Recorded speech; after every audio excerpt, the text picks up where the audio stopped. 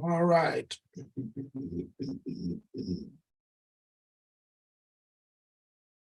Good morning, everybody. I apologize for sounding like I don't even know what I sound like. I know I don't sound like my usual self, that's for sure. So I apologize for that. But this morning, we are going to talk about the ideal business partner. It's a very important thing to talk about because remember, we are all in business together. We are business partners. My contract as a regional vice president does not negate the fact that I am your business partner. Your contract as a rep, senior rep, district, division, regional, or even RVP does not negate that you are my business partner. But even though we bandy the word business partner around, let's talk about the 4 types of business partners. There are 4 types of business partners that we can have. And having partners in this business, if you want to have a business, as opposed to being a self-employed person, having partners in this business is essential.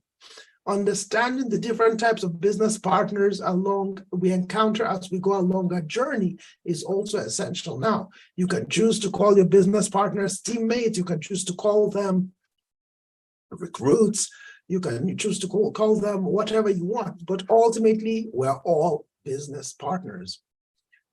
The challenge is, as we know, not all business partners are created equal. And it's important we recognize the varying combinations of will and skill that they bring to the table. By understanding the characteristics, by understanding the nuances of each type of business partner, we can better support and nurture our partners. Why do I say we can better support? Because if you are here, the person or the people that join you in your business, you are going to be the senior partner. They're going to be your junior partners because you're nurturing them. So it's your responsibility to nurture them and not vice versa. So the more we nurture them, the better we get them to be. If we can get them to be better, we will have what? We will have stronger collaborations and better outcomes. So people keep on joining. Okay. So hold on one sec. So let's talk. So let's talk about the 4 types of partners and what they are. And I suggest you write this down because when you identify these people, you will know. The first type of business partner is a high will partner but low skill. Second type is high will with high skill. Third type is low will with low skill. And the 4th type is low will with low skill. Each of them brings something very different. So we're going to look at how we can work with each of them and talk about how we can nurture their potential. So the first one I mentioned is high will with low skill. The first type of business partner, folks, is a person who, like I mentioned, has high will, but has very low skill sets. This person is very highly motivated. This person is very highly motivated and very eager to succeed, but they don't have the knowledge or experience necessary to effectively navigate this business. So again, they have a high desire to succeed, but they just don't know how to make this business work. However, this kind of person brings immense enthusiasm and a willingness to learn. When we work with high will or high desire, but low skill partners, it's our responsibility to provide them with comprehensive training and support. So for example, when we have our M3s at 10:30 in the morning, when we have our M4s at 6:30, it's for people like that so that they can have that training and support. We also have to offer what? Offer resources, mentorship, and hands-on guidance to help them develop the skills they need to excel. When we invest our time and effort in their growth, we empower them to become more capable and contribute significantly to your business. Now, is everybody with a high will and low skill going to play the same way? No. Some people with a high will and low skill don't want to learn. They don't want to learn. They think they know it all. But in this business, the two things we always have to remember. Number one, the numbers don't lie. There is no other company in the world that has as many 6-figure and 7-figure earners as this company. So if a person is telling you they're doing something else, they don't have time, they don't have this, but they're quote unquote high will and low skill, then obviously they're not high will. Just know that high will means the person shows up and wants to learn. The second type of person is somebody who is high will and high skill. You find somebody like that? Good. These people possess both the motivation and the expertise required to excel in the business. They are driven, they are knowledgeable, and can generate impressive results. When we work with high will, high skill partners, it's important to recognize their capabilities and appreciate their contributions. We have to offer them ongoing support. Obviously, we have to offer them advanced training opportunities, and we have to provide a platform for them to share their expertise. We let them speak, we let them shine. By fostering their skills and motivation, you can create a highly productive and collaborative partnership with your new person that benefits everybody involved. In other words, you empower them. Now, please understand, high skill and high will is only high skill and high will if the person actually does the work and has results. If the person does not do the work and does not have results, they may be high will and high skill, but they ain't worth nothing because they're not building. You're in a business partnership. You're not in a community nonprofit. You're not in a let's have fun together kind of dynamic. You are in business with them. So again, if they do, sorry, my voice, Lord. But the show must go on, right? Okay. So again, you must provide them with those avenues, but it's up to them to prove that they are worthwhile and worthy. The third kind of person is a person with low will and a person who has low skills. So the person has a low will and low skills. These people lack the motivation and the skills necessary to thrive in the business. Working with people like this can present some challenges, but it's important to approach them with patience and understanding if you have the time. If you have a low skill, low will person and you spend too much time with this person, you will waste your time. Why? Because they don't have the will. They don't have the will. They need to have the will, not you. They need to have the will. So how do you determine if you're going to have the time to work with them? To support low will, low skill partners, take the time to understand what their motivations are. If they have no motivations, that's also a motivation. And find ways to increase their engagement. If you give them assignments that they can do and they don't do it, it means they're not engaged. It means they're not interested in the business partnership. Maybe they like you as a person. They just want to hang out with you. Maybe they want to leave home so they can be somewhere other than their house. Maybe they like talking a good game. I'm in business. Could be many things. But if you give them an offer or an opportunity to be trained, you give them achievable goals, and you provide them encouragement, and they still don't do anything, then it's not your problem. Because that person is not ready to get to the next level. But if they decide that they want to go from low will to low skill, high will, and then eventually high skill, high will, then you have a winner. Then you have a winner. Then you can unlock their potential and turn them into valuable contributors. The last type of person is a person with low will who has high skills. This is the final type of business partner you're going to run into. These individuals may have impressive expertise, and they may be very knowledgeable, but they lack the motivation or drive to fully utilize their skills. So even though they might have the best abilities in the world, they may be naturals when it comes to talking to people, they may be naturals when it comes to closing business. If they have no desire to engage, it's their opportunity they're wasting. So while their abilities can be valuable, it's important to recognize that low motivation can hinder their performance.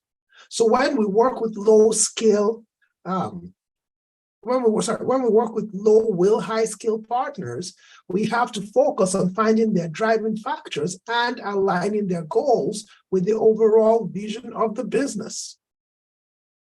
Offer incentives, recognition, and support to keep them engaged. By tapping into their skills and helping them find their purpose, we can help increase their motivation and create a mutually beneficial partnership. However, if they don't want to engage, don't waste your time. You are in business. I am in business. Business works. We live in a capitalist society. Business works. It doesn't matter who you are. If you do the numbers long enough in any business, as long as the business has the foundation to give you the results you want, you will succeed. And by the foundation, I mean the tools, the support system, and all the other things that are essential to a successful business. If I decide I want to become a ditch digger, it doesn't matter how many ditches I dig by myself, I can never make $1 million to $2 million a year. I just can't, because I have the work ethic, but the structure, the foundation isn't there. So again, if a person is, low skill or high skill but low motivation, and they don't want to apply themselves, then don't waste your time. Don't waste your time. Because at the end of the day, if you are focused on building your business, focus. If you're focused on building your business, keep focusing. Don't waste your time on people who are not in alignment. At the end of the day, like I said, the numbers don't lie. And one thing also, guys, it's important to assess our partnerships regularly and identify those that may not be a good fit for the long term. It's very important we do that. Identify our partnerships regularly and identify those that may not be a good fit for the long term. What does that mean? If we find partners who consistently demonstrate low will and low skill, despite our efforts to nurture them, it's best to refocus our energy on those who show potential and are committed to growth. That's the reality.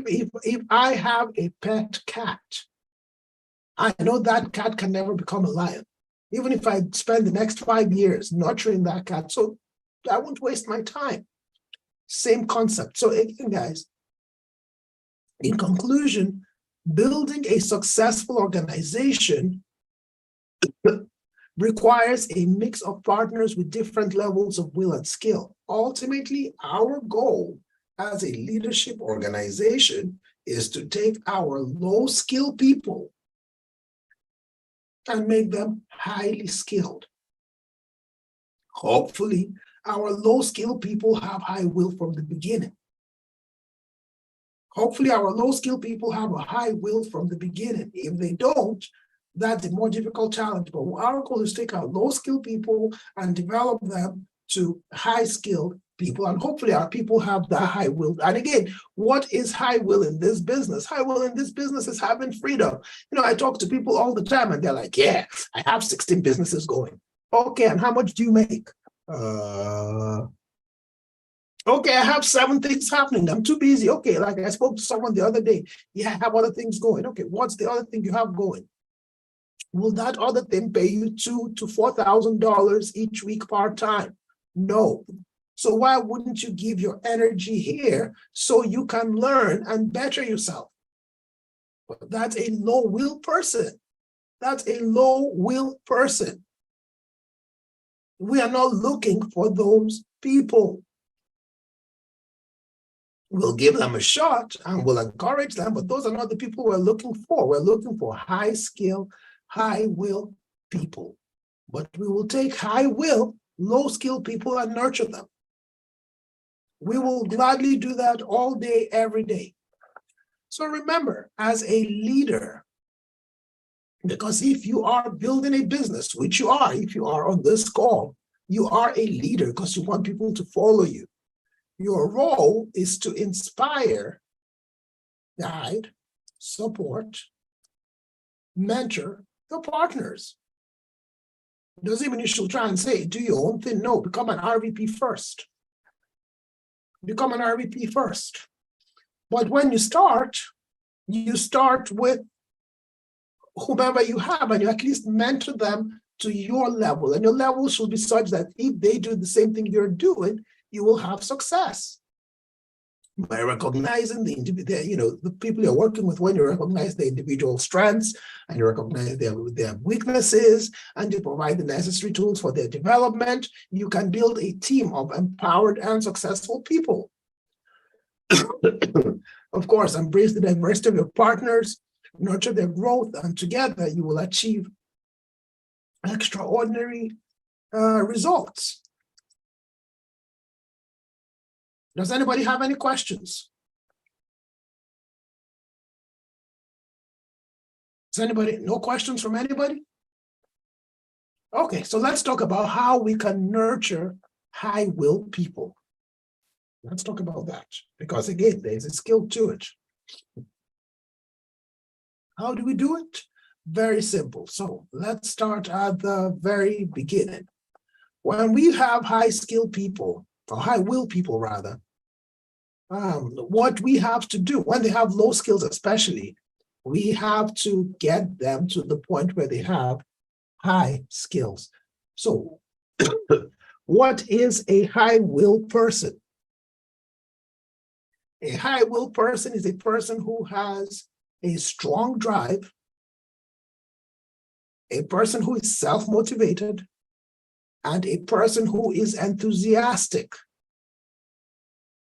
Strong drive, self-motivated, and enthusiastic. If you have a person who has those things, that's a high-will person. If you have a person who has no drive or a very low drive, or a person has very low motivation, or a person has very low enthusiasm, you are wasting your time. It's like you carrying a corpse with you. Corpse will never be human. So when you have those things in a person, nurturing and harnessing their potential is key to creating a thriving team. Whose team? Your team, because you're building a business. You're not trying to be a self-employed person. So what are some of the effective strategies for nurturing high-will partners? High-will partners, folks, thrive on recognition and appreciation. Why? I don't know. I have no clue. But that's what high-will people like. They like being recognized and they like being appreciated.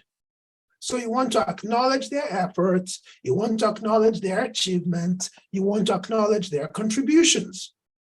You want to provide positive feedback regularly. You want to recognize them publicly and you want to recognize them privately. You also want to celebrate their successes and milestones to boost their morale and motivation. Again, please remember, we're talking of high-will partners. You have to build your organization with high-will partners. You cannot build your organization with low-will partners. What else? When you have high-will partners, one thing you'll discover is they're eager to learn, they're eager to grow, and they're eager to take on new challenges. So one of the things we need to do for people like that is offer them opportunities for professional development and skill enhancement. We have to give them areas of responsibility. Take this project and run with it. So give them leadership roles to fuel their ambition. Of course, encourage them to see. This is the mistake a lot of people make. I was talking to Harvey yesterday. They do their meetings to 8 a.m.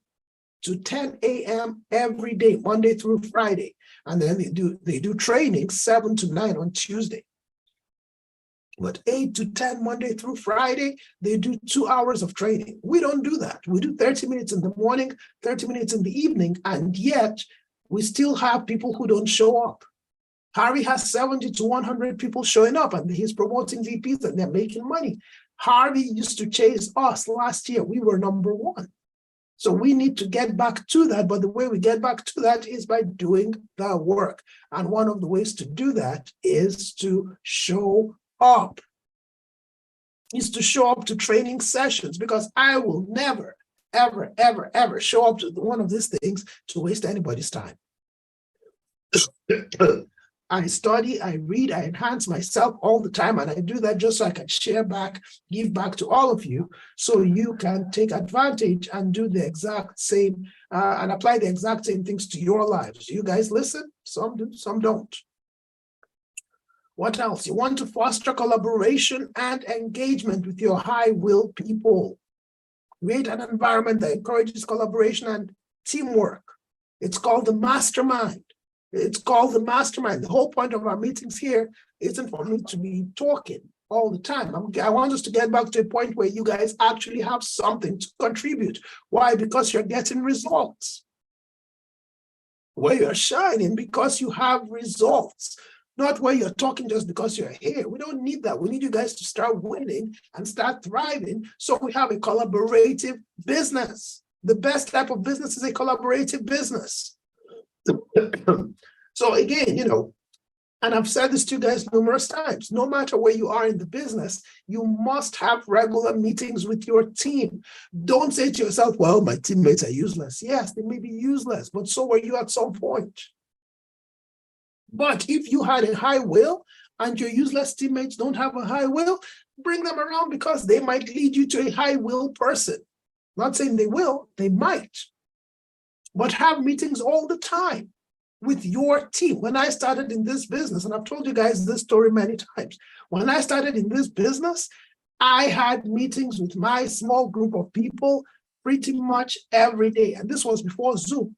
I'll make those people show up to the office. We'll go into the conference room and we'll have a meeting. 4 of us, 5 of us, 6 of us talking about how we're going to take over the world. And well, I became a VP. I was number 1 in the company, so I obviously worked out. I stayed the course. But you want to have the same thing. Create an environment where you guys are getting together. Like, how do we take over? Like, okay, hey guys, let's do this. Let's go prospect. Let's go get 50 names. Who's going to get the most names? Do that. You don't have to do it with your downlines. You can even do it with other people in the hierarchy. You can step up to anybody and say, hey, let's go prospect right now. Let's go get 30 names. I don't feel like I have enough inventory. Let's go get some inventory. If you lived in ancient times where you have to hunt and there is no food, guess what you're going to tell your crew? We need to go hunting. Boom, you're out there hunting. Same thing. Same exact thing. But again, that's the power of the mastermind, and that's why you have to with your group of people. And one thing you'll discover is when you have high will people, they are going to take initiative and lead you to places you can't go yourself. So I encourage them to share ideas, opinions, and insights on how you can do things. Doesn't mean that everything they say you have to do, you should have more experience than them in the business. But if the ideas make sense, try them. And if they don't, so what?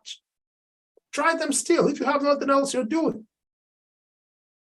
What else? Provide clear goals and expectations. If you are a leader here, high will partners thrive when they have clear goals to work towards. Set specific, measurable, achievable, relevant, and time-bound goals, i.e. set SMART goals. Everybody should have a SMART goal they are working towards at every single point in time. Your best SMART goal is your next promotion. If you're not an RVP, your SMART goal should be your promotion. If you are an RVP, your SMART goal should be your watch. If you have the watch, it should be the ring. If you have the ring, it should be to promote an RVP. But you must have a SMART goal. You can't be in this business and just be floating around like you're a boat at sea with no sail.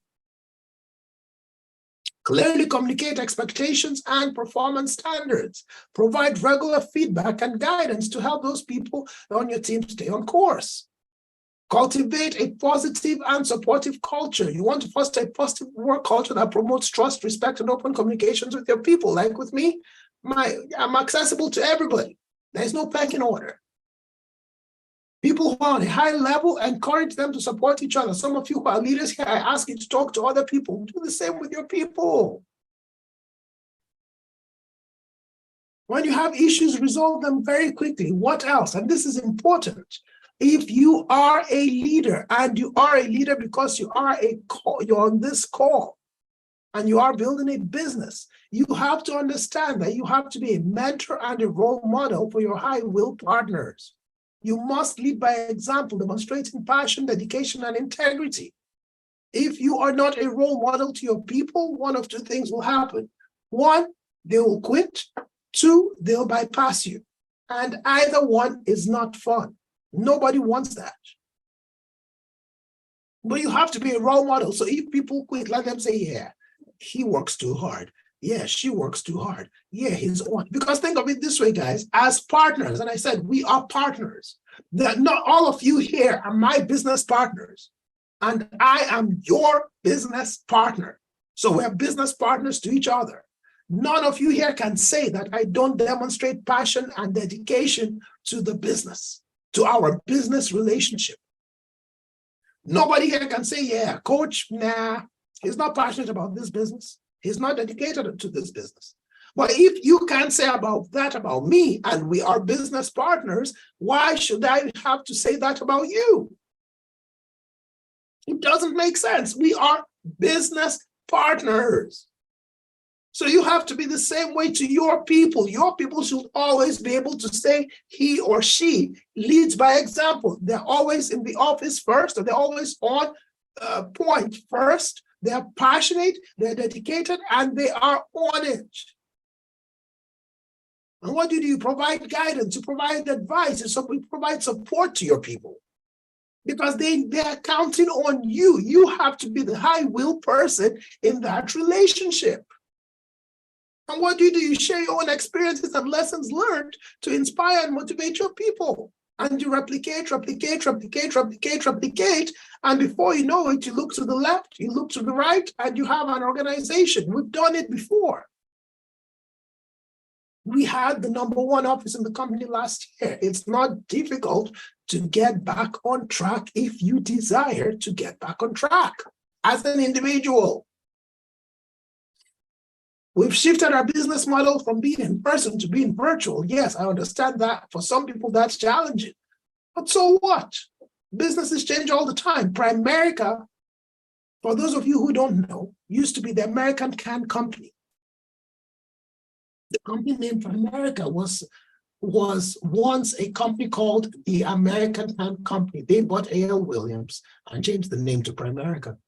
Why? Because they realized selling cans no longer made sense. Anyway, folks, that's it for me. We have training at 6 p.m. tonight. Zoom is obviously open. If you have people, bring them in. Let's recruit them for you. Let's build. God bless you all. See you later. Well, see you